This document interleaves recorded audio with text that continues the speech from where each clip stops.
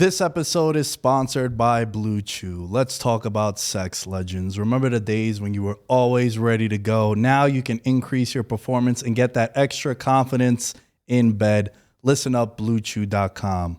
The process is simple. Sign up at BlueChew.com, consult with one of their licensed medical providers, and once you're approved, you'll receive your prescription within days. The best part, it's all done online.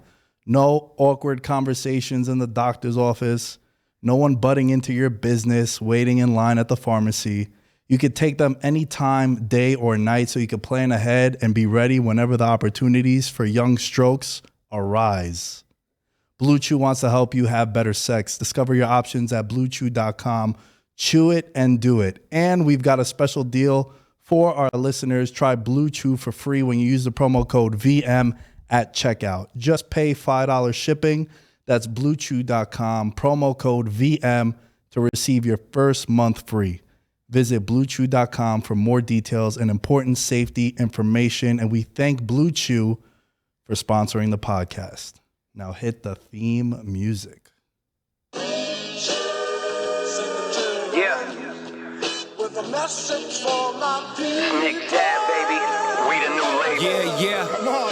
Yeah. Come on, son. Now this the black sheep, sticking it to him. I need a crib like I'm Gatsby. I need it. In hand, just understand my Pockets that deep. with nothing to prove. I ain't got nothing to do. When they can't compete and I got nothing to lose. You see, they told me I'm the one. That's Yes. What's good, everybody? Welcome back to Veterans Minimum. One of the best, if not the best, I should say, George. I think it is the best. The best sports betting blog on the internet at Veterans Minimum, where you can find all things VM.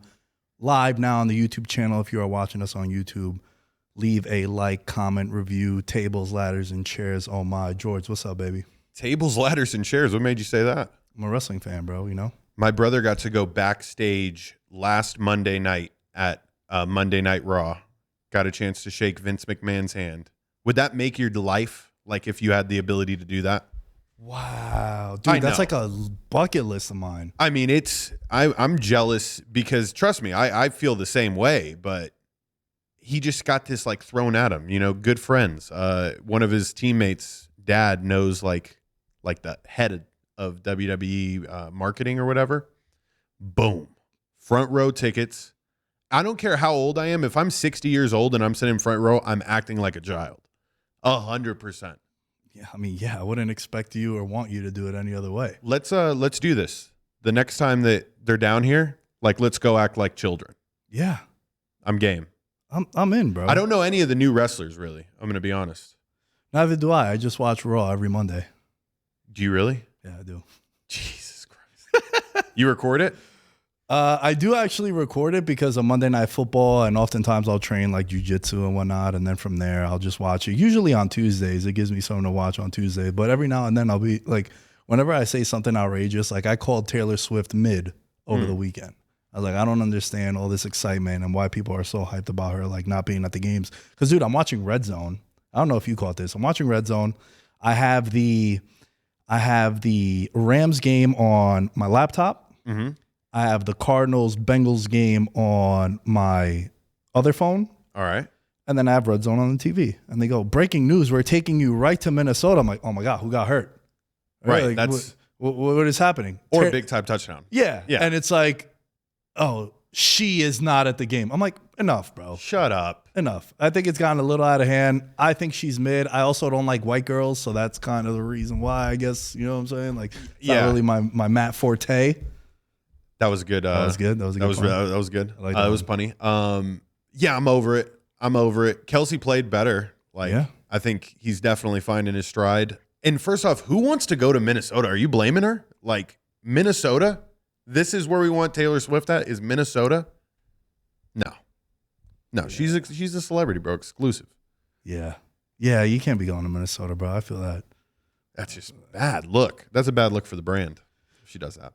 How did you feel about what went down in week 5? I know there's a lot. It's only going to be us two today. Kenny's going to join the Wednesday show. And it actually worked out well, dude, because there's a lot of crazy shit that went down this weekend that I want to unpack.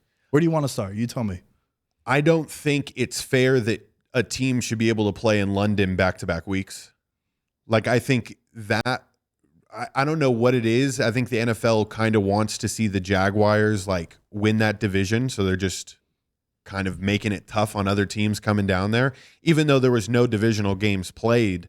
It's just to stack it, stack the resume. And now they're going to go back and sweep. That was wild to me. Nick, it also blows my mind that the Giants are so bad. That was my worst take from the early the preseason preview show. I mean, you should have stopped me, but I don't know. Maybe you were living vicariously through me in the sense that if they did do well, you'd be like, I'm still happy, but I should have warned George. Why didn't you warn me? They're fucking bad. I think they might be the worst team in the league. I thought about it too. I think they are. Everyone's going to say Carolina because they're winless. Better outlook, though, on obviously they're not making the playoffs, but give me Carolina in the next 3 years as opposed to the Giants. Yeah, I would say so. Who is Daniel Jones's agent? So here's the thing, right? Because, I'm glad that you mentioned that. We didn't need to start there, but since you brought it up, we'll start there. In my notes, a couple things about that game. Number one, we put Miami in the circuit contest minus 11.5. I was like, here's the thing. How do the Giants get to 20 points? Because Miami's going to score, 30? Yep. Right? And they did. They scored over 30. So how did the Giants get to 20? We were struggling so hard to figure out how they could get to 20. One of them actually came to fruition. We're like, maybe like a deflected interception to the house, and Pinnock got one for 102 yards. Yeah, it was wild. But dude, look, and I'm going to defend Daniel Jones for just a little bit. It's looked really bad, but hold on. Just hear me out. That's why I said it. I know it's going to be a little comical and it's going to be hard to defend him. But no, you go ahead. Serious time. He has no time, bro. The offensive line is really bad. And this is something that is driving me crazy, George. And maybe I'm biased because it's my team. Mm-hmm. But, bro, how can you be so bad at a positional unit for a decade plus? This has been the issue since about 2013 that they've had a shit offensive line. And it is still an issue that is playing out now. It was an issue that was playing out with Eli. Mm-hmm. And then it's been an issue that, with the exception of 1 or 2 seasons in the 13 that I'm talking about, where they put a Band-Aid over it, it's been bad, bro. And it's just been an issue for this long. How is that possible? Can you explain that to me? I would imagine what happens with New York teams. If I'm going to attribute it to anything quickly, it's that New York, you need a superstar. A superstar is more important than building the foundation of a team. And they were constantly hunting for, obviously they found Eli, but then people to put around him, but not thinking about the offense line. But they had to. I don't know. It's the ownership not wanting to fix a problem. It's Nick. When you said we haven't had a good offensive line, I can't name you one Giants offensive lineman in the last 15 years. They have a good one now, Andrew Thomas. He's very good. He also hasn't played the last 2 games. But still, that's just your left tackle.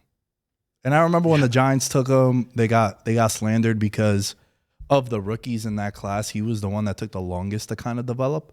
But now he's better than all those guys, I would say. Okay. It's like Wirfs. No, not Wirfs. It's, what's his name? Willis from Cleveland.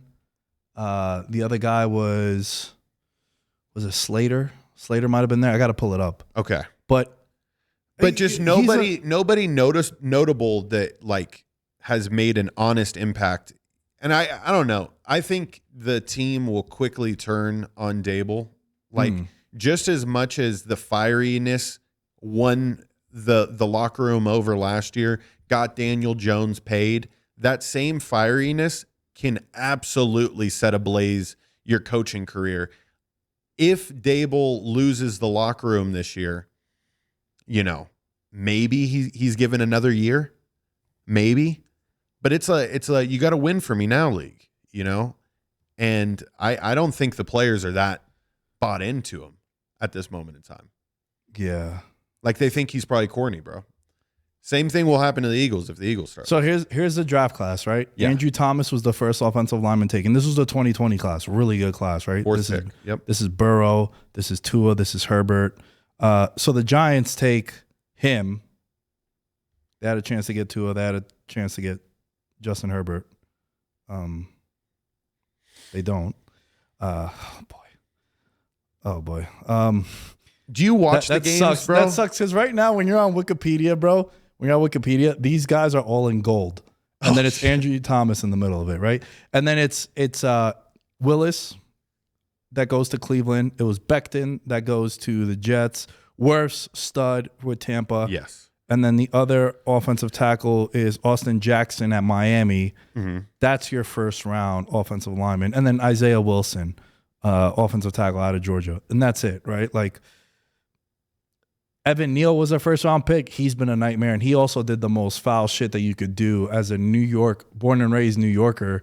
One thing that athletes can't do is you can't attack the blue collar New Yorker that goes and pay season tickets and like the New Yorker, the hardcore fan. It just never goes well. Like there is a history of athletes that come to New York and they badmouth the fans and then it never ends well, bro. Yeah. Like you can't be like, oh, you're going to go back to your jobs, right? Like the LeBron James thing years ago, like you guys are going to go back to your sorry lives or whatever it was that he got a lot of heat for when they lost in the NBA finals. It's like, bro, you can't attack the blue collar New York construction guy that is going to the games. And that's what Evan Neal did. Yeah, that's disgraceful. Have you been at games where it's just nonstop at their own players, where it's just they let them have it? I mean, bro, here's the thing, right? No cheering even when things are going good. It's more of a sarcastic cheer. Like they'll pick up a first down after like 9 straight 3-and-outs and they'll be like, yeah, let's go. You know what I mean? Like it's one of those things more than anything. Man. Nick, they're so bad. They're bad. Look, dude, they allow so 11 sacks on Monday Night Football, and then they gave up 7. And then, of course, Daniel Jones leaves the game hurt. I'm surprised it took him that long, honestly. Dude. He's getting smoked. And look, it hasn't looked good at all. The offensive line is really bad. Last year, the offensive line wasn't this bad, bro. It was the weapons around him that weren't good. And that's why coming into this year, people had some hope. Hey, Brian Dable, another year into it. Now the offensive line should be as good as it was last year. And now you factor in, you got Darren Waller, you got Wendell Robinson coming back, Sterling Shepard's coming. You got some weapons, Saquon and whatnot. And then it just started with Saquon goes down. The offense looks like shit. Darren Waller is catching 8-yard checkdowns. That's all that they're using him for. Yeah. He can't connect with Slayton. And it just eventually it got to a point where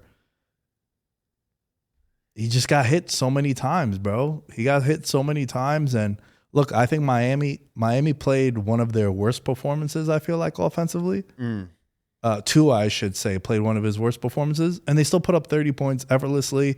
They've set the NFL record for most yards through the first 5 games. Jesus. By like 200 yards also.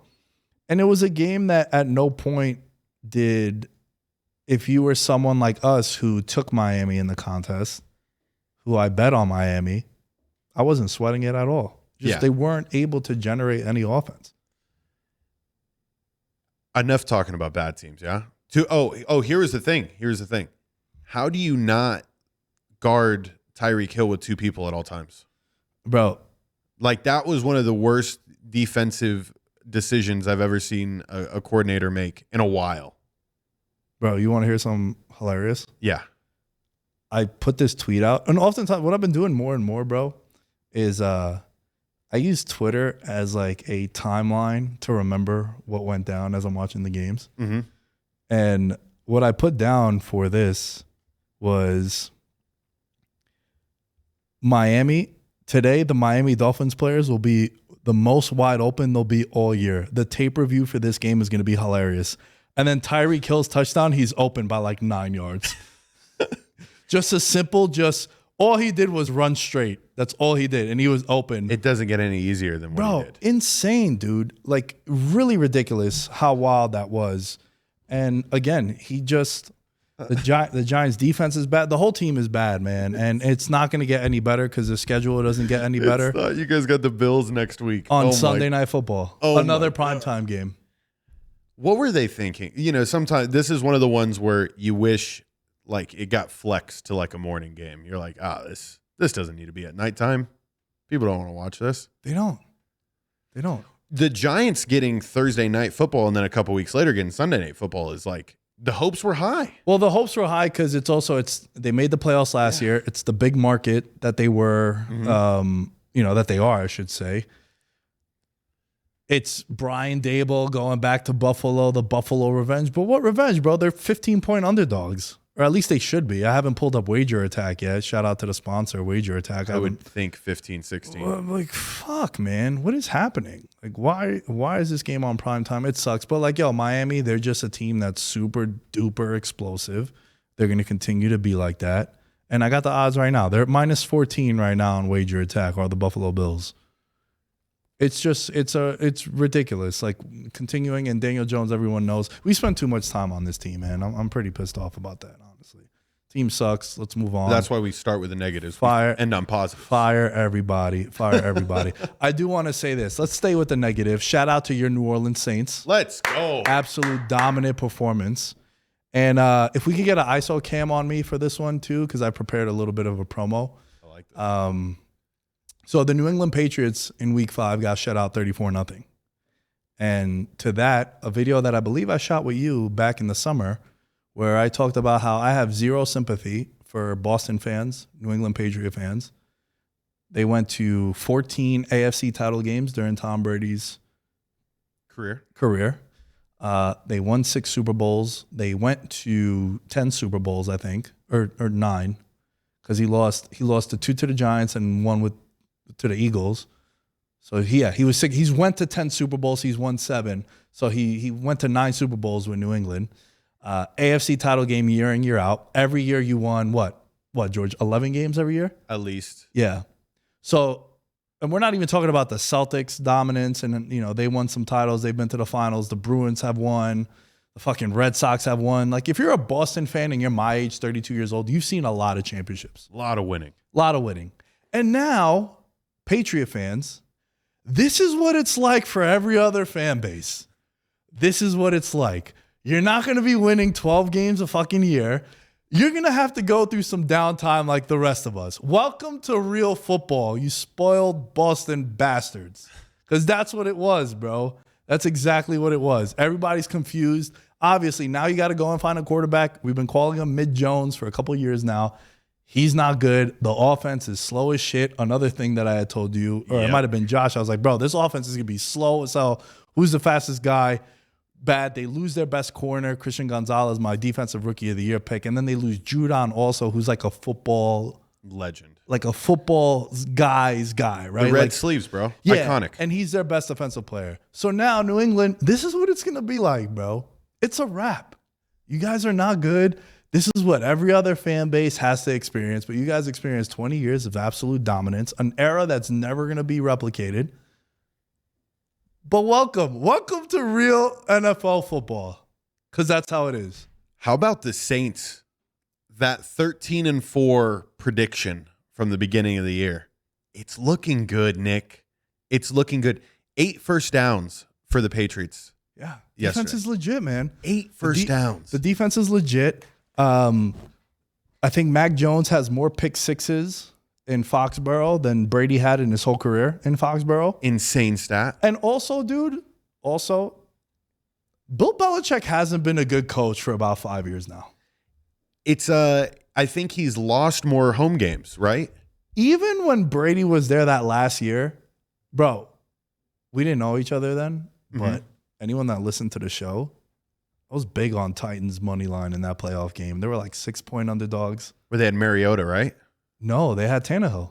Oh, shit. This is when okay. the Titans played the Chiefs before the Chiefs won the first Super Bowl. This is the 2019 year. It was the last. Got you. The last Tom Brady pass as a Patriot, pick 6.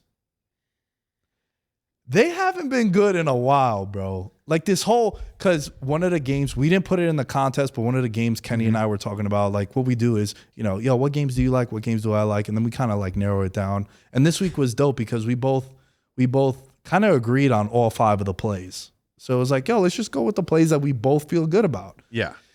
And we were talking about New England. I'm like, bro, he's like, yo, there's a classic Bill Belichick. Yeah, it is a classic Bill Belichick spot if this was 2016. It's not, bro. Like, they haven't been good. That last year when they were playing, when they lost to the Titans, I remember saying, like, bro, Tennessee's going to beat them. This isn't but it's Belichick at home. They're at Foxborough. Like, bro, this isn't the same team, dude. No, it's not. You're not the same person you were 5 years ago, are you? No. Right. So, like, what do you expect these coaches to be? Roster changes, quarterbacks change. Like, that was one, and they were like plus 210 on the money line. They were plus 6 favored also. And I was like, bro, this is like my favorite bet of the poll. Yo, how are you gonna go against Brady? Bro, I'm telling you, like, you gotta stop betting on teams, bet on numbers. I talk about this shit all the time, and it applies in everything. But when it comes to like New England, they just haven't been a good team for a lengthy amount of time, man. And when you look at the numbers, just again, he gets benched, Mac Jones. But I have a theory. I think they're gonna play him the rest of the year. And try to get Caleb Williams, possibly. Hey, 35-1. Because the Panthers will not draft him. The Panthers, I think, are firm believers in Bryce Young. Yeah, I don't agree with that either. But yeah, right. But it'll be wild that he doesn't get taken first overall. Remember, I said 35-1. The Patriots to have the worst record in the league. Nicky, when you said that to me, I was like, there's no way, bro. Well, who's going to fuck it up? My team, probably. Because my team sucks also. Dude, like Carolina, with the exception of the Lions game. Competitive. Yeah. And they're young. They're supposed to be bad. There's no expectations. Correct. There was a lot of people that were kind of excited for like the NFC South. And it was more so not really excited about your Saints. It was more the Falcons might be good. Correct. The Panthers might be that sleeper team. I didn't see it with either of them, honestly. Tampa Bay now, they're sitting at 3-1. And that's interesting because you look at it, you're like, man, you know what? If you just go with talent. Hell yeah, that roster's stacked. That roster is stacked, right? Yeah. But when it comes to New England, bro, I think they keep putting out Mac Jones because, dude, I'm not the biggest college football fan. I rarely watch it. Caleb Williams is unbelievable. I saw it live in person. You saw it in HD, 3D, dude, 4K. After his first game after winning a Heisman. So, like, the pressure, right? I mean, this dude was on Nissan commercials. He was doing everything except for football, right? And I get to see him go out there, and I'm like, wow, that's a first-round pick. Not just a first-round pick. That is a first overall type talent. That is would you say a generational talent? No. I can't with these quarterbacks anymore, though, bro. Like, for me, you can be a stud all you want in college, win me over 50% of your games in the NFL, like Brock Purdy. Yeah. You know what I mean? Dude, real quick, shout out to Crumbs and to Tristan Ratzlaff, 2 members of the Patreon and 2 members of the live stream right now. Dude, Carolina can't even take them because Chicago has their draft pick. I forgot about that. Very good point. Very good point, right? Oh my God! If you want to dive into that game next, did you have anything else on the Saints? I mean, you covered the Saints dominated. Yeah, they did. And Caleb Williams would be way better if he played in New England. Bill Belichick coaches another 25 years. Bro, he's like, isn't he like 72 now? 73? He's pretty old. How many more years do you think he's got? Yo, this could be it, dude. You don't think so? Yeah. Belichick doesn't strike me as someone that wants to go out, like having Robert Kraft grab him and be like, hey, man, we don't want to fire you, so why don't you just step down? I think he still would want to be a part of it, like a GM. So put him up in the booth. Yeah. But I think also Robert Kraft doesn't want that because he knows that Bill Belichick doesn't drink and Robert Kraft likes to get funky up there in the owner's suite, and it would just not mix. You know, that would be gross. Bill Belichick's old fucking decrepit ass. 34-0 loss was the Patriots' largest shutout at home in franchise history. The previous largest shutout loss, week 2 of the 1969 season. Wow. So this is the most embarrassing. This is like an all-time low for New England. And hold on, I just remembered they got their ass busted last week too. Yeah, I think they've been outscored. It would be close to 70-3 in the last 2 weeks. Wild. That's hilarious. He would never get fired. That's hilarious. Good. Bill though. Belichick would never get fired. Yeah. Yeah, he wouldn't. But it would be one of those Never. things where it's like, look, man, we got to move on from you. So can you just resign as opposed to just Like, getting fired? No, get out of my office. Yeah. Yeah. Close the door. We were going over the Bears being able to get that pick. Are you believing the Justin Fields hype? Because I have a lot of like stats that back that like he is just not good. These past 2 games were an anomaly. So in the past 2 games, he's obviously thrown for 8 touchdown passes. The only 2 times where he's thrown for 4 touchdown passes in a game have been for the last 2 weeks, right? Up until that point, he'd only had 1 300-yard passing game in his career. That's pretty insane because they were always playing from behind, bro. Always. So I'm not believing the hype. I still think the Bears will go on to maybe not have the worst record, 2nd, 3rd worst record. Are you believing it? No, I just think that he, coming into the year, I thought that he could take the next step. I love DJ Moore. I thought DJ Moore could have a similar impact that A.J. Brown had on Jalen Hurts. Everyone knows how I feel about young quarterbacks. You need to have a defensive head coach. Sorry, you shouldn't have a defensive head coach. That's what he has with Eberflus.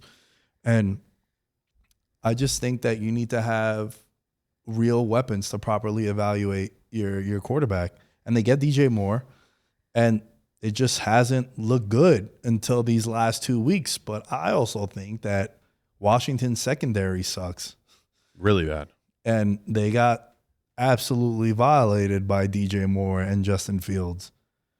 And I think it was more so kudos to DJ Moore than it was to Justin Fields. Like, I think DJ Moore made those plays similar to how Jamar Chase, like Burrow threw some dots too, but yeah. I think it was more so where if you're looking at the Chase and Burrow connection, it's like 50-50. Whereas this was like 75-25, I think DJ Moore. Yeah. And he just went crazy. First Bears player in the Super Bowl era with 200+ receiving yards and 3 or more touchdowns in the same game. So he had an unbelievable game. But to me, it's just one of those things where I think they're going to move on from Fields also. And they're going to have an opportunity to get Caleb Williams because they're bad. And then they got Carolina's pick. So yeah, they'll be in that discussion. And even if you have the 3rd and 4th pick, you give those 2 up to move to 1. Like, there's ways around it. You know what I mean? Like, there's ways around it. So I'm not buying into the hype. And I think Washington, like, you need to, and this is going to segue perfect into the Dallas Cowboys. Because the Washington Commanders started the year off 2-0. And our guy Josh, shouts to Josh, comes on the show regularly. He's a Washington fan. And I gave him the floor to boast. Like, listen, enjoy this. It's not going to continue. They haven't won since, right? But here's the thing. Look who they've played the last couple of weeks. With the exception of Chicago. That's just a bad L there. Yeah. And how much of Chicago was fired up for Dick Butkus. Rest in peace, Dick Butkus. And maybe they played for him, an iconic player. I think that's in the way franchise. less than people think. Yeah. Yeah, that's true. That's true. Eberflus was playing for his job also, right? Because you're on Thursday, probably have an extended time. Oh, I was like, how has somebody from the Bears not been fired? Like, Yeah. that was my big takeaway from last weekend. Right. So good on him, dude. Way to Right. save the job. So the reason why I say this is because the Commanders, Yeah. they beat in week 1, they barely squeak by the Arizona Cardinals. Then they beat the Broncos. Yeah, what am I? Oh, I'm looking at the preseason. That's why I got rattled. Yeah. So I'm like, they didn't play Baltimore. What the hell? Yeah, they beat the Broncos. and then they get slapped by Buffalo. In division game against Philly, it's always going to be a tight game. They just know each other well. Washington has had Philly's number the last couple of years. Even though they beat them last year, they've had their number in the sense that it's always a tight game with them in division, right? So I chalk that up as just an in division. And then they get smacked by Chicago. And they're not good, bro. They're not good. I think Riverboat Ron should never have that nickname again because he's become very conservative. He's not as aggressive as he once used to be. And I say all this to segue into the Dallas Cowboys, who, if I could get another ISO cam, please, Brian in the control room. My guy, Brian. Shouts to Brian, always making me look clean. Dallas Cowboys. Man, I don't want to hear another peep. Not another peep about the Dallas Cowboys. Not this year, not next year, not ever again. Your 3 wins were against the 2 New York teams and the Patriots. Congrats. Congrats on the W. Enjoy that. And then when you play someone good, you get the shit punched in. Because San Francisco yesterday did whatever they wanted. Dak once again in a big spot, lays an egg, 3 turnovers. Just San Francisco just dominates this dude's career so far. They've knocked him out in the playoffs back-to-back years. It's a big spot on prime time. I'm looking at the line, and it's -3.5, and I'm talking to one of my buddies. I'm like, bro, I feel like San Fran could beat him by 20. Did you literally think like this is probably the easiest game on the board to pick? Was it a part of your circa? It wasn't a part of Circa because we're like, yo, you know what, man? Maybe it is a spot. It's a Sunday night spot where it's like, yeah, it's Sunday night. It's also like it. Obviously, it's easier said than done now, right? Correct. But it's like, bro, there are other games that we really like. Why force this one in? Now, I did bet the Niners -3.5 on my own. I didn't put it in Circa, but I was like, bro, this team is not good. They're the epitome of a bully. And I was talking to, because Cameron and Mace come in at night, and some of their crew comes out here, and we were watching the game, and they were like, yo, are you a Cowboys fan? I was like, no, I'm not a Cowboys fan. I'm a Giants fan. I was like, yo, they're the epitome of a bully. When they play someone whack, someone that sucks, they beat the shit out of them. And then we're like, oh, my God, best defense in the league, all this stuff. And it's like, okay, listen, a couple of years ago, my friend Boss, who I used to do the show with, he would always say, hey, man, it's not my fault that I'm playing who's on my schedule. right. Absolutely. It's not. That's how I feel about the Saints this year. Yeah, it's not. It's not. Legit. If you're playing a weak schedule, it's fine. But Yeah. then you can't fault me for not believing in you because you haven't beaten anyone good. And that's what's happened with the Dallas Cowboys. Look, they're still 3-2, and I think the NFC is a lot better than what we thought it was going to be. But Yes. I do think that the conversation in the NFC it's Niners, Eagles. And then say it, Nick. No, it's like a lot of room. Okay. And then it's probably like Detroit. Yes. What else? I kind of like the Rams, bro. I do too, but it's gonna take some getting used to. Cooper Kupp needs a couple extra games. Like, I don't know, bro. Yesterday he came in and he was just catching everything thrown to I him. know, but it's like, how do you also work Puka Nacua? This is like the first time Stafford's ever had like 2 legitimate studs to throw to. So like, even when he was in Detroit, he never had 2 options. He had Calvin Johnson, who could kind of entail 2 people. He was that good. But man, we were going on a rant about the Cowboys.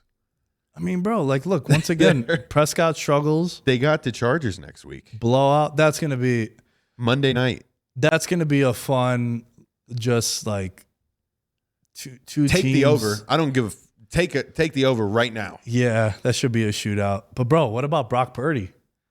Shot that video last week that we need to stop waiting for him to fuck up. We need to stop expecting him to show us that he's not gonna happen. the last pick. Like, Yeah. at some point, you're no longer the No. last pick in the draft. Yeah. At Like, some point, you know who else got drafted late? Tom Brady. Do we ever think of Tom Brady as a 6th-round pick? No. We think of him as the second best quarterback of all time. the way he fits it in the second level. You didn't catch that? The second best quarterback of all time? Do you know who first is? Shut up about this Eli Manning shit, bro. Nah, it's not Eli, man. It's Pat Mahomes. Oh my God. Pat Mahomes is the greatest quarterback of all time. The jury's still out, bro. Sure. Yeah, Yeah. definitely. Because we have 20 years as opposed to 6 years. So, yeah. Correct. Jury's still out. But, yo, Brock Purdy's a top 10 quarterback, dude. Like, what more do we need to see from him? Nothing else. why is it a bad thing that he has this roster around him? He's still the one pulling the strings. Jimmy G had this roster around him. Trey Lance had the roster. Trey Lance is not fair. Sorry. It's not fair because he got hurt. But, bro, sometimes this is the situation. Dude. This is the hand that you're dealt, bro. This is what you got to deal with. Why is that a bad thing? Do we think I love Pat Mahomes. I think he's the best. He's the best quarterback I think I've ever seen. Like, whole package, just the amount of, like, holy shit plays that he makes. He's number one. But let's not pretend he didn't walk into the greatest possible situation you could. You have Andy Reid, who has fathered like 90 different coaches and offenses in the league.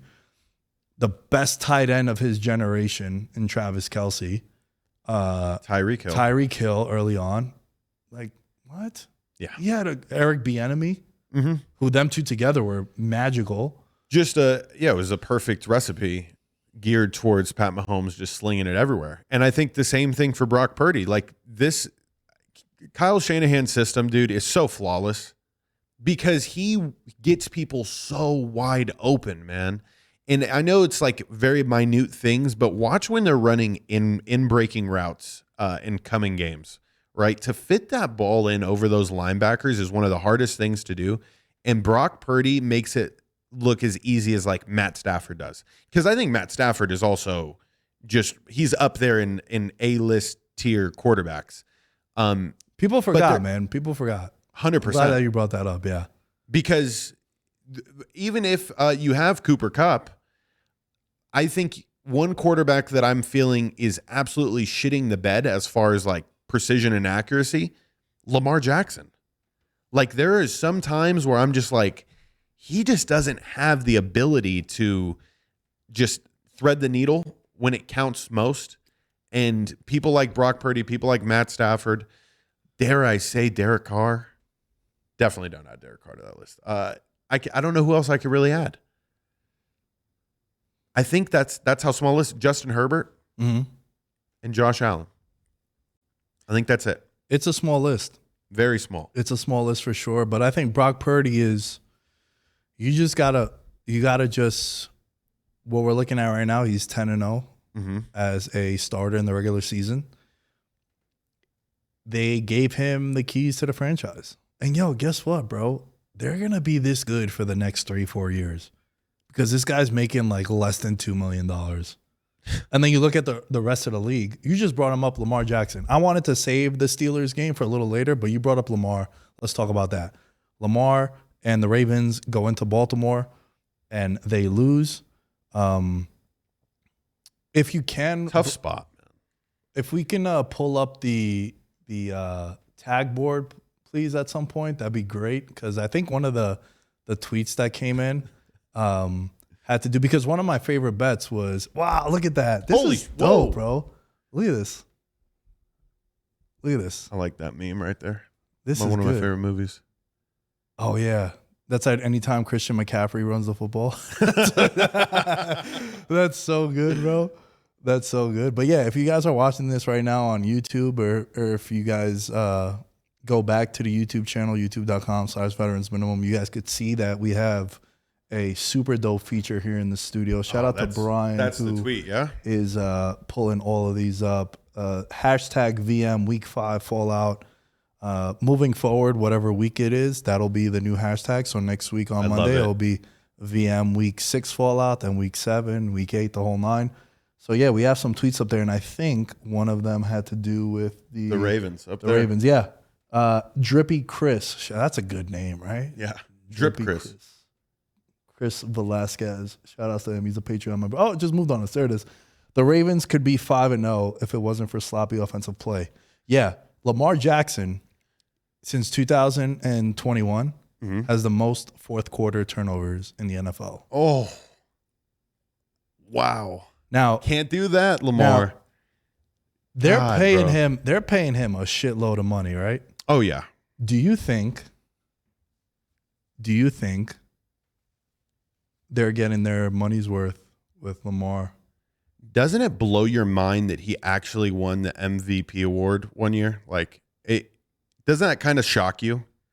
Nah, because I feel like then he was just unstoppable, right? Yeah. And it definitely was a different Lamar back then than we've seen in the past 3 years. And I know injuries happen, but there's something to be said about when people were talking about he's a run-first quarterback and his passing mechanics need work, and then he came out that following year, like after doing nothing but running the ball, and he made a concerted effort to try to be a better passer, he still looks uncomfortable. Like he understands that the best facet of his game is keeping people on their toes. I think what they're truly missing, and it's no knock on him, OBJ was supposed to be a way bigger piece in this offensive scheme. And when OBJ goes down and they go away from more 2 tight end sets, it's making it difficult for a quarterback that never was a pocket passer to begin with. One of the things that I think the Ravens could do, I think they need to make a trade for Kyle Pitts. I think they need a second tight end. They got Lively. They just don't utilize him really. Like last year, remember, Correct, he was like the fantasy darling. I get what you're saying, but I'm saying there is a workhorse receiving tight end because they get a lot of blocking tight ends. Mark Andrews arguably a better blocker than he is receiver. He's one of the thicker tight ends in the league. I think you're being harsh on him. I think he's one of the 5 best tight ends in the league that matter. Correct. But I would take him blocking on the edge over Travis Kelce and George Kittle. Oh yeah, from a block. Oh, Kittle's a tough one to debate. I know. I know how crazy that sounds, but now you've gotten all those good tight end pieces that can establish a run game. The running back's obviously been hurt. That's one piece that they're desperately in need of. It's something to be said that Lamar just hasn't had all the pieces around him. And he has to do kind of like what Josh Allen has to do and just lead the team running every single week. It sucks. Yeah, it's weird, man. It puts him in bad spots because then when you need him to throw, he looks uncomfortable. I don't know how to fix it. So they're up, right? I made note of this. They're up 10-3. Mm-hmm. Then Justice Hill fumbles. Pittsburgh goes down and scores. And then Jackson in the first half is killing them. And then in the second half, it just seems like, the red zone interception was super weird that he threw. Then they had the block punt that ended up being a safety. That was a typical Steelers game where they kept it close enough and then the defense made a play. Yeah. Or in this game in particular, and like the Monday Night Football game against the Browns, they made plays, plural. They made a lot of plays. And it's just weird, man. I think even though we've been slandering Lamar a little bit, everyone knows that I was a big proponent of Lamar last year. Like I was on he deserves to get paid. And he does, right? This is but he's had some bad outcomes this year so far, right? Like the Colts game, he ended up was a big reason why they lost. And in this game, Bateman doesn't practice with him because he's always hurt. Odell gets hurt again. Mm-hmm. Mark Andrews was hurt. He comes back in. Zay Flowers, still a rookie, but he is learning quick. Yeah, but he's being forced to also. 100%. And it's just not fair to defend Lamar, even though we've been slandering him for 5 minutes. To defend him, it does suck that these guys are always getting hurt. And then that's why the chemistry is off, the timing is off, and all this stuff is playing out the way it is. But he just hasn't looked good. And then on the flip side, this was the George Pickens game. Like, dude went absolutely crazy. It seems like the Steelers' offense is only good when they're throwing to Pickens. And then, remember a couple of years ago, Tony Pollard and Zeke? Yeah.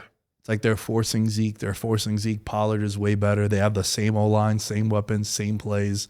Pollard is just faster, hitting the hole. Why is he getting 12 yards? Zeke is getting 2. Right. This is what's happening in Pittsburgh. It's time to turn over to Jalen Warren. The offense looks cleaner. It looks crisper. He is their third down passing back. I'm not saying to give him 30 touches, but I think this Najee Harris thing, like they're not re-signing him because if you know anything about the Pittsburgh Steelers as an organization, they run their running back to the ground and then they're like, bro, you're the Jets' problem now. Go make a mixtape, Lev. Right? Le'Veon Bell goes to become a mixtape rapper. But you're looking at this. He finishes with 40 yards on 15 touches. That's Najee Harris. Warren did more with less. 79 yards, 12 touches. And the offense just looks better when he's in there. It was a couple years ago, too. It was the same shit with like Aaron Jones. And I don't know what the PFF grades are. PFF always drives me crazy. But just the eye test, it's like, yo, this offense plays better when Jaylen Warren is in. I just think it's time. I think you're holding your offense back. And let Kenny sling, bro. Obviously. Like, enough with this check down shit. Let this guy go out there and sling. You saw the video of Matt Canada where so Kenny Pickett apparently audibled out of the play to George Pickens. And Matt Canada is just like, the whole time, just no celebration. Murderer. Just no celebration. Definitely got like skeletons in his closet, just like cold face, just no emotion. It's like, bro, it actually makes sense. Do a game-winning touchdown. Kenny Pickett actually looked up, and I would imagine he's probably looking up right to Matt Canada's doing the suck it. God, bro. Because if it fucks up, yeah, that's the thing. But also, like Mason Rudolph coming in. That was Mitch Trubisky. Yeah, that was the right call, dude. At halftime, I was calling for Mitch Trubisky. I was like, I can't believe this is happening. I feel like they would do better with Mitchell Trubisky in there. But again, Steelers, classic 2 weeks of Steelers here, right? They're coming off a big win, prime time against the Raiders, lay a massive egg against Houston where they're favored. And then they're playing in division, in their home turf, as an underdog. I knew Classic it, Steelers dude. stuff. I knew it as it was coming down the stretch, and because I remembered our entire conversation from last week was like, "Oh, this is my favorite spot to take the Steelers." Yeah, and as Lamar fucking threw that pick, I was like, "Here it is, here it is." I don't even need to watch the rest of it. I knew what was going to happen. Then the Pickens touchdown. Lamar needs to just take full control. I think I wasn't necessarily trying to slander him, but it's like, dog, like, no, we need you to rush for over 100 yards every game. We need you to make some highlight plays. We need you to pull our offense out of the depths of shit. And, stop trying to prove people that you're a passer. I think you got to just let him be. And I wonder if when guys get paid, does the team then say, yo, maybe we shouldn't run them as much as we wanted to, because now we kind of have to protect our investment. Where before it could be the player doesn't want to run as much because he hasn't gotten paid. Correct.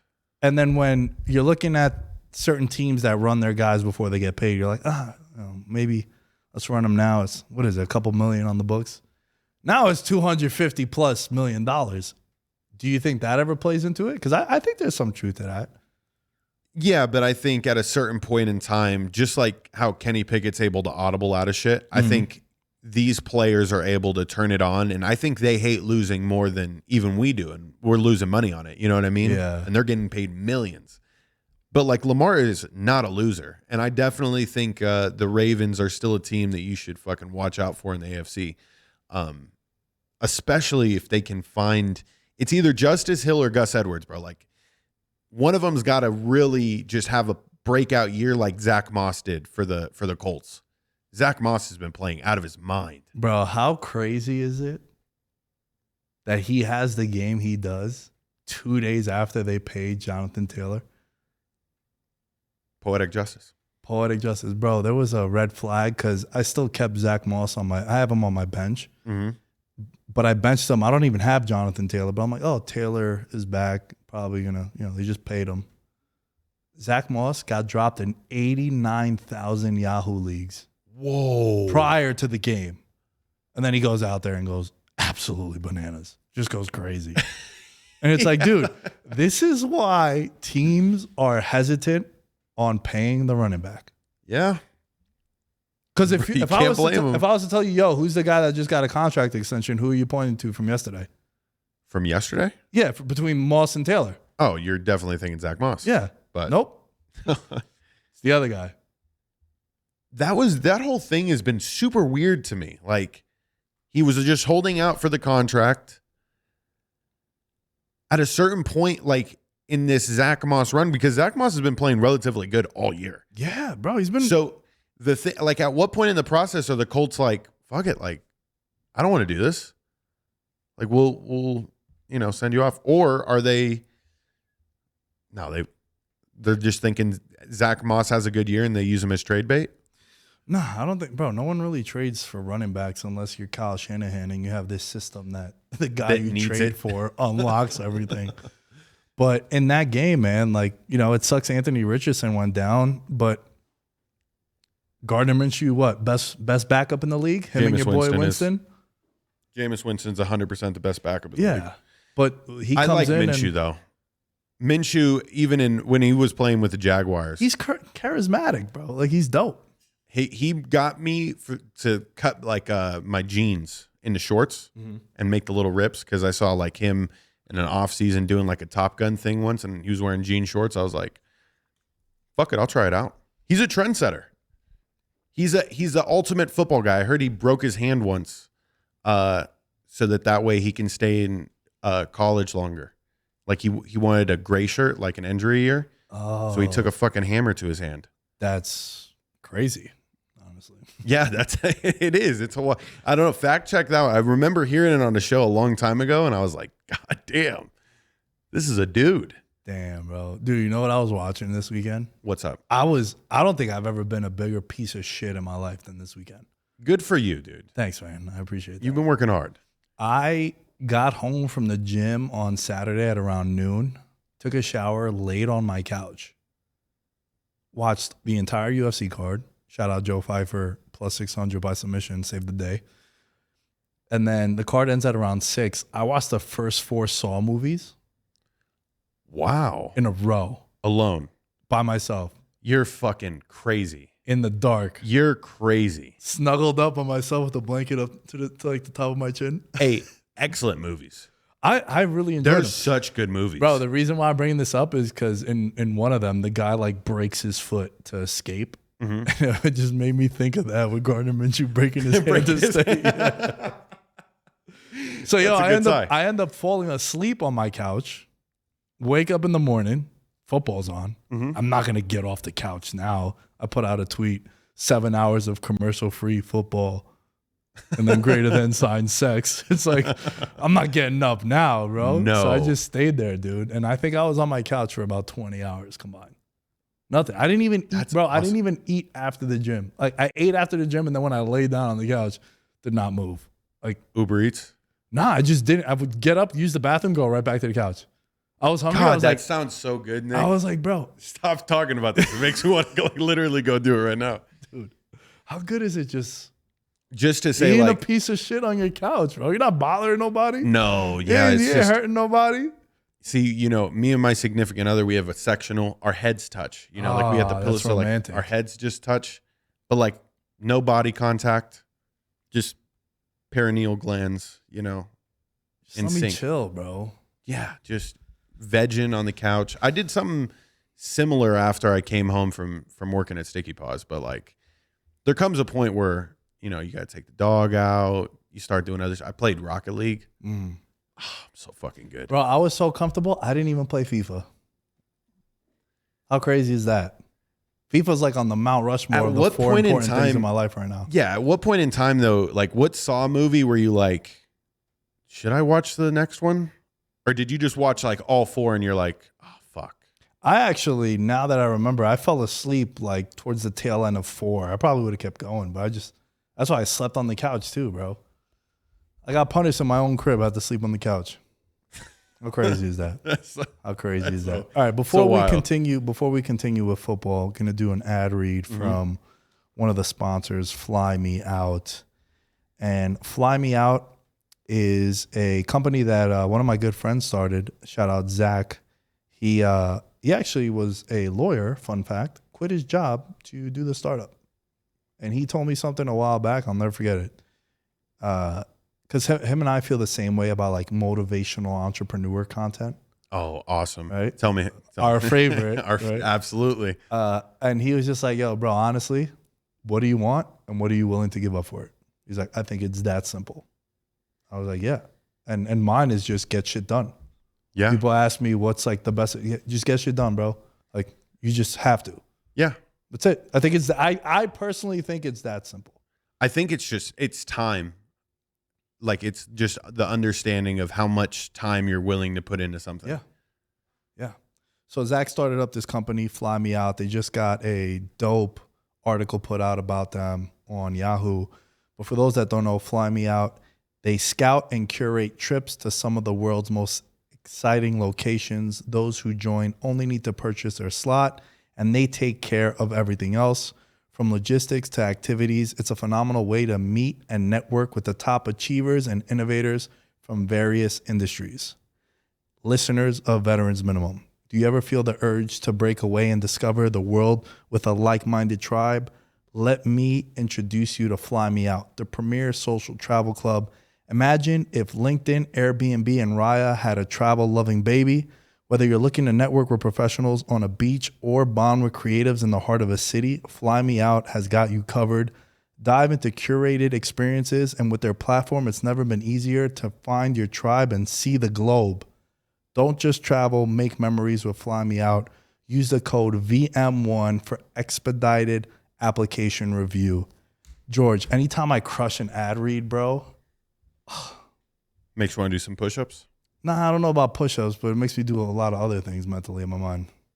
Dude, did you purposefully not tell the Blue Chew story? Oh my God, I forgot about that. And I know it's not the same sponsor route, but great story. We're saving it for next week. Nah, I'll say it now. Here we Actually, go. you know what? Nah, we'll because Brian is in the ear in the control room. We're gonna end the show with the Blue Chew story.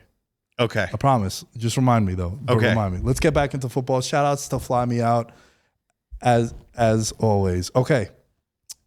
George, Yes. I would like to talk about the Eagles and Rams game. I know we kind of touched on it a little bit in passing. The brotherly shove or the tush push. Number one, which one are you calling it? And number two, how do you feel about that play as a whole? I don't know if we've really discussed that so much. So, okay. First off, I came up with a name for it on my show last night, or actually Cameron did, and it's called Slap Ass. I think Slap Ass, you get the Key and Peele comedy with it. Brotherly shove, way too soft. Tush push, way too soft. We're playing American football. We're thinking hardcore stuff here. Slap Ass has like this, it rolls off the tongue first off, and it's kind of what they're doing. Like the ball snapped, everybody slaps each other's ass. Yeah. How do I feel about it as a play? It's amazing until you're behind in games, or if it's a super close game and your only option is to run that play and get 3 yards. The Eagles in the Super Bowl last year, I brought this up just because I think they ran it 4 times, but they ran it when the game was close. Patrick Mahomes gets the ball at the end, and that's all he needed. I would have way rather seen the Eagles like open up their fucking playbook because they do have one of the most talented skill groups in the league. Easily. Why the fuck are we wasting that on it's 3rd and 1? Here's the thing. If it's 3rd and 1, let me run a deep route every single time because I know I have that play for 4th and 1. So what are we doing? I like this. I like the play. Obviously, it's you're able to stop it. There's some defensive schemes. People are starting to put their hand under the ball. They're starting to, in my eyes, find loopholes in it. But the Eagles are the best at doing it. There's other teams that try to imitate it, and they suck at it. Well, they flashed a graphic that when the Eagles do it, it's 92.4 or 5%. Holy shit. Everyone else is like 80. And then the Vikings are like 25%. Yeah. They never fucking get it. Or the Chargers are like 3% because they're also Never. idiots. They made Justin Herbert do it with a potentially broken hand, take snaps on the shotgun. But, dude, that play, I love that call about, it's 3rd and 1. Let's run fucking 4 verticals. Devontae Smith is upset. Yeah. Like there was times in that game versus the Rams yesterday where you saw Sirianni like telling him, "Hey, bro, don't worry, the ball will eventually get to you. Like your time will come." And then Devontae Adams proceeds to drop the next pass that's thrown to him. He's kind of shooting himself in the foot. But you got to think about these are very talented receivers. And listen, we're just podcasters. That came to me without having to think about it too hard. Imagine the way that they feel. Yeah. It's like, bro, it's 3rd and 1. We're 92%. Yeah. What the fuck are we doing? Let's take a chance. Because I think Jalen Hurts is a better, like, deep throwing quarterback than people give him credit for. Yeah. Nah, bro, there was one throw he made, and I don't recall if it was completed or not, but it was like a corner route. It was past the 50. It brought it to like the Ram side of the field, and it just dropped in. I don't remember if like A.J. Brown dropped it or if he caught it, but because A.J. Brown went crazy again yesterday. He had another 100-yard game. Dallas Goedert got going also. Jesus. You're right, man. They have a lot of weapons on this offense. And now with DeAndre Swift also in the backfield, that's just another thing that they got to account for. And I think this was the first time that we saw a MVP caliber performance this year from Jalen Hurts. Look, he had 375 total yards, scored twice. They are unbelievable in the trenches. Yeah. Like, dude, the things I would do for the Giants to have that offensive line. Like you're talking about, he's back there. Chilling, bro. 4 Mississippi, 5 Mississippi. Daniel Jones can only get like half a second. You guys can't run any play action passes. They can't run nothing. And he's just over there just chilling. And like even the stunts that the Rams were trying to do, it was just effortless. Kelsey passing off one guy to the other. When you see a good Lane offensive Johnson line, passing it off to Kelsey. Kelsey's not even looking at him. And he's like, oh, shit, I got to turn this way. And then he's blocking. Like, it's unbelievable when you watch in the trenches. And then, obviously, we know about how good they are defensively, too. But I will say, man, that Kupp and Nakua early on in the first half especially, they were killing him, man. And especially Cooper Kupp when he came back, it was like Stafford wanted to make up all the lost time in that first round. All right, he's like, oh, Kupp again. And do you know where that game changed? There was a moment in the first half where the game changed. Hit me with it. Right before halftime, the Rams are up, and Philly is driving. And there's like 18 seconds left in the game. They throw your favorite play, and I thought about you. I was going to text you. The underthrown ball that gets called for defensive pass interference. They threw that. I remember it now. It was one of the receivers, obviously. I think it might have been A.J. Brown. But the DB tackles him. What's up? Flag, 1st and goal, 7 seconds left, Philly. Obviously, they're going to QB sneak it. And then the entire momentum of that game shifted. As someone that money lined the Rams in a parlay, I had a couple Benjis on them to cover the +4.5. They were in our circa contest, one of the picks that we lost. Fuck. That's where I was like, I text Kenny and I was texting some of my friends back home because they tailed the Rams pick. I was like, I don't think they're going to cover. I don't think they're going to cover it. Like, nah, dude, there's a lot of time left. They're moving the ball. I was like, yeah, but it's just one of those plays where, like, the entire momentum of the half just went away because they were supposed to settle for a field goal. Rams go into halftime up 14-13, and then they end up going up by 4, and Philly kind of never looked back. I just looked at the time of possession stat. That's what kind of, like, blew my mind. They had the ball for 37 minutes. The Rams had the ball for 22 minutes. Yeah. Like, that's what that's what the Eagles are capable of doing. But I also think the Eagles are capable of scoring 40 points every week if they cut it out with this fucking nonsense. Yeah. First, it's weird. I want to know how the offensive linemen feel about it because in their eyes, I think they actually look at it as a safer play. Like, they're actually more safe running that play than anything else, which is kind of weird. But it's just like the contact is, inches away. Yeah. As opposed to a dude literally winding up to hit you square in the face. But, bro, there was another play. I know we kind of skipped over it, but the Titans, it's 4th and 1. There's like 3-4 minutes left in the fourth quarter. And it's like a long 1 yard. You know, we're looking at it like, oh, that might be like 4th and 3. It kind of looks like. Dude, they go into shotgun and they run an inside run play to Derrick Henry where he's not a east-west runner. No. He's north-south. Correct.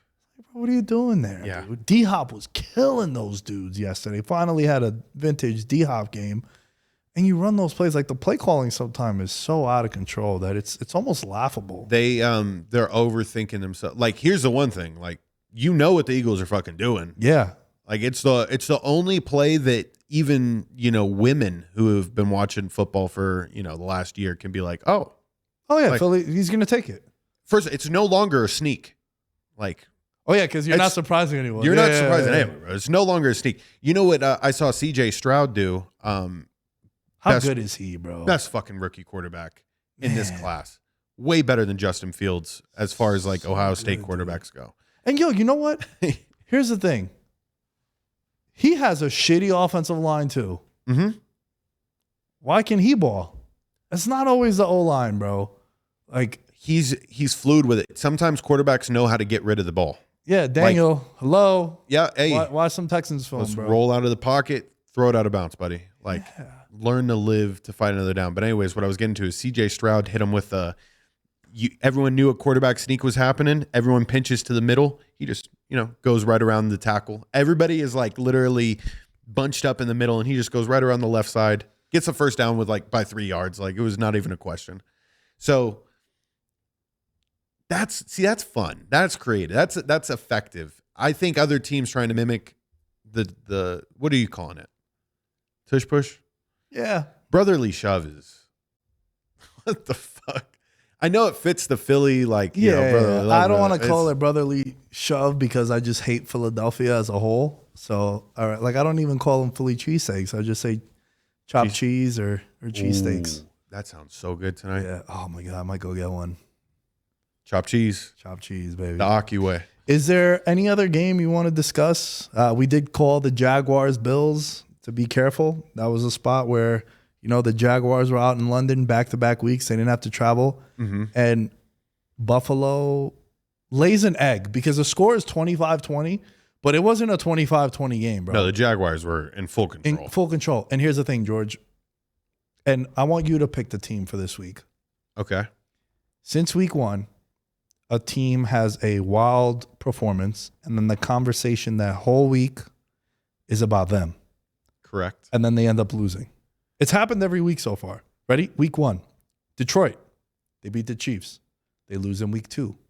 Week two, Lamar and the Ravens go to 2-0. Oh, shit, Lamar is back. MVP maybe.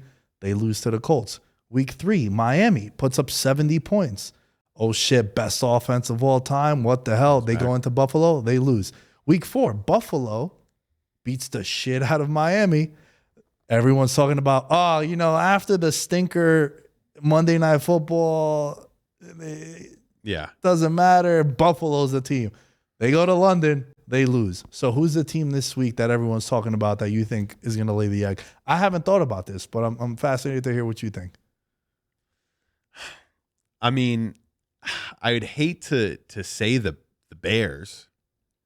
Nah, dude, I'm talking about teams that no one's talking about the Bears. I know, but people are seriously. fucking hyping them up a little too much. I No, want to put that no. to bed. Come on, you're better than that. I want to put that to bed. What's What's the team that everyone's talking about this week that is going to lay an egg? I think there's one candidate as I'm looking at the schedule right now. the Bengals. That's a good pick. The Very Bengals. good pick. We haven't even gone to the Bengals. We'll close with the Bengals and then the Blue Chew story. Yes. I think it might be San Francisco, bro. They're playing the Browns. Browns are a +4.5 underdog. Early lean on the Monday winner. Browns coming off a bye week. Just weather's going to be sloppy in Cleveland. It could be like a classic 13-7 game in the fourth quarter and just here's really, the thing. Here's the thing. really shitty. I need to see the 49ers play from behind this year. Right. Like, it needs to happen for me to solidify that Brock Purdy has fully checked all the boxes. A lot of people feel that way, and I don't think that's a bad take. I think that could be the case too. Yeah. I just I don't think it's happening against the Browns. But you don't think that the Niners could be that team that They are everyone coming off now a is? bye week. Yeah, and the Niners are now, they beat the Cowboys on Sunday Night Football. Now the caveat here is that I think they're the best team in the league. Yeah. Last week's show, I said the most absurd thing, Nick, and I'll never disgrace a show like this. I was like, oh, the 49ers, they're doing good. I need to see them score 40. They had scored 30 every single week, and I was like, I need them to score 40, And then they did. And they fucking did. I was like, oh, Yeah. shit. Oh, they listen to the show. They listen to the show. But anyways. Because I want to, let's talk a little bit about Monday winners. This segment Correct. is actually there's a new sponsor, but all odds provided by Wager Attack Are you ready to take your sports betting game to the next level? Look no further than Wager Attack, the ultimate online sports book for true sports enthusiasts. With a wide range of sports, live betting options, competitive odds, and a live casino, Wager Attack is where winners play and legends. When you join today using the code VM, you'll get bonuses. And for the month of October, if you go to Wager Attack and use the promo code VM, not a 100, a 200% match deposit bonus. Whoa. For the listeners of this show, if you use the promo code VM at Wager Attack, 200% match deposit bonus. I had to pull some strings, but I'm like, yo, these legends need some hookups, baby. And they hooked us up, man. Shouts to Wager Attack, always loving it. Okay. The pick of the week. Mm-hmm. Powered by GRC, Green River Capital. Okay. You're looking to buy a home? Go to them. They'll help you become a homeowner. And maybe if we hit these bets, like I'm trying to buy a crib betting, bro.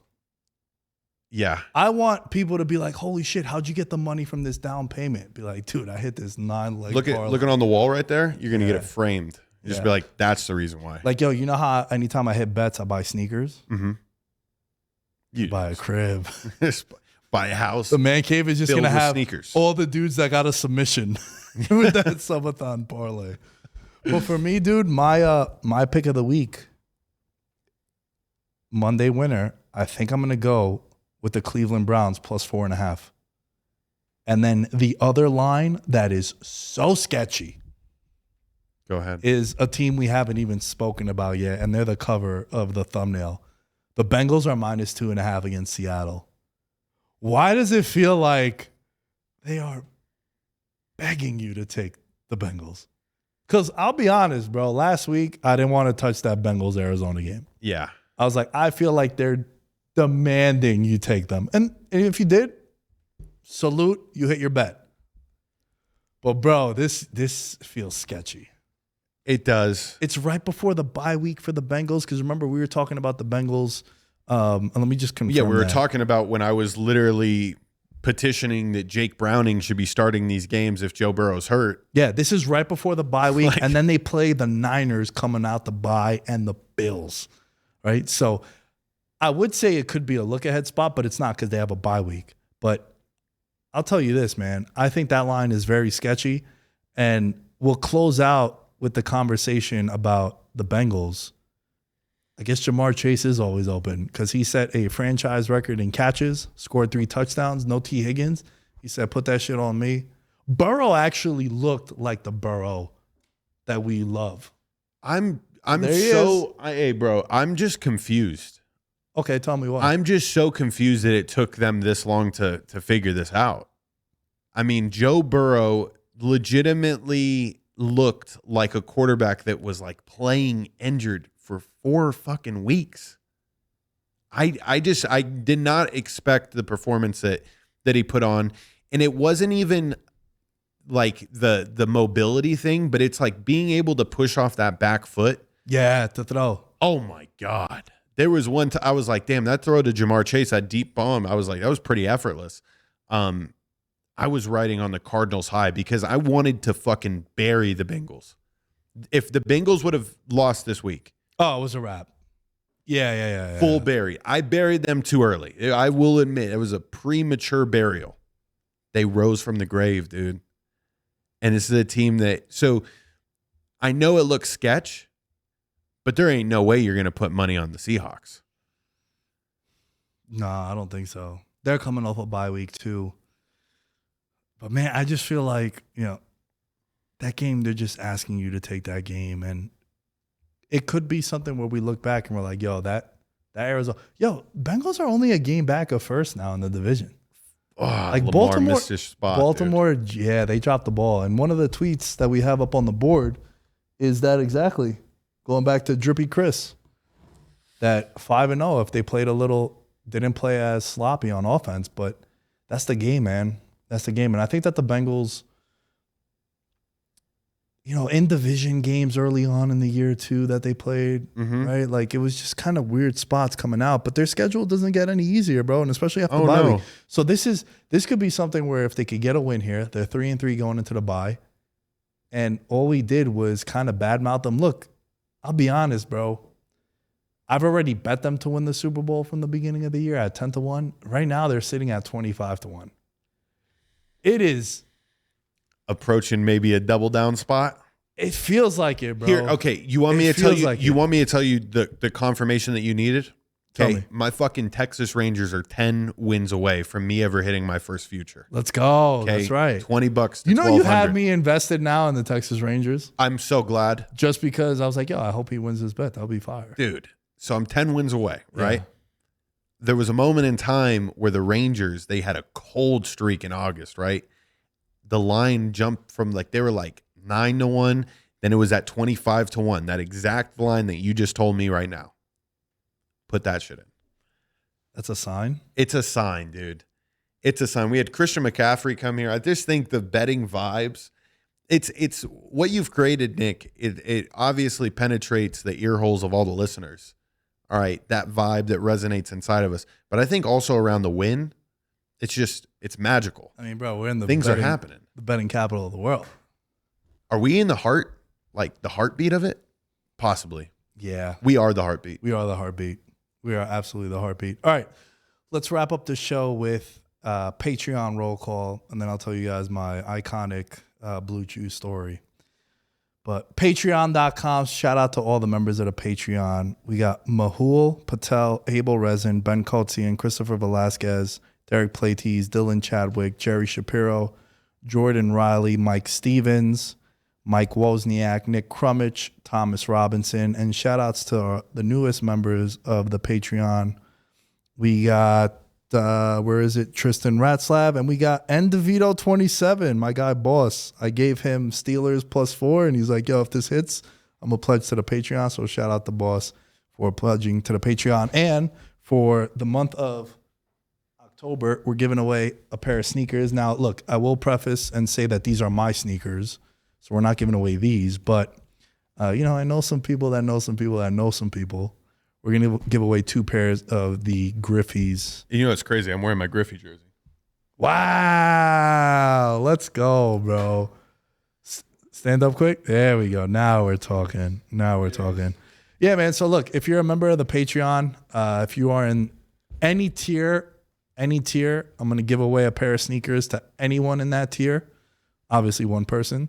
And then in the $20 and $40 tier, there'll be a giveaway for that one too. And we'll do the live drawing on here on one of the episodes. We'll do it in the first week of November, so it'll be the October giveaway.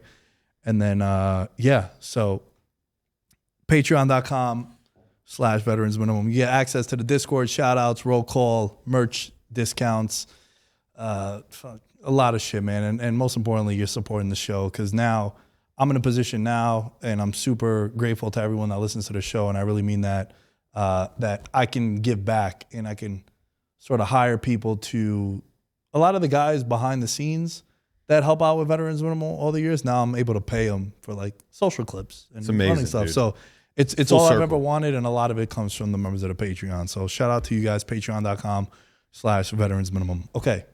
We'll end the show with my Blue Chew story. All right. And this is a great endorsement for Blue Chew. True story, by the way, right? True story. Okay. Absolutely true story. Blue Chew is the reason why I have health insurance. Go into it. So it was during the pandemic. This was around the holidays, December. Dude, you were stuck in the house, right? I was cranking them out a lot. Probably. Right? I'm a single bachelor, no girlfriend, no nothing. OnlyFans starting to pop off. Yeah, but I haven't subscribed to anyone's OnlyFans, though. It's basically Patreon, just doesn't have that stigma, for being honest. It really is. Yeah. Patreon is OnlyFans. We just keep our clothes on. That's really the thing that we're going with. So anyway, a girl that I was kind of talking to for a little bit, and I would say she's probably the girl the closest I ever been in a relationship since high school. I've been single since high school, but this was one where we kind of never attached the title, but she met my parents, met the friends, Get a phone call. She's like, hey, come over, yada, yada. And I was feeling insecure. And I was like, dude, I haven't done my thing in a couple months. Like I said, dry as shit, cranking them.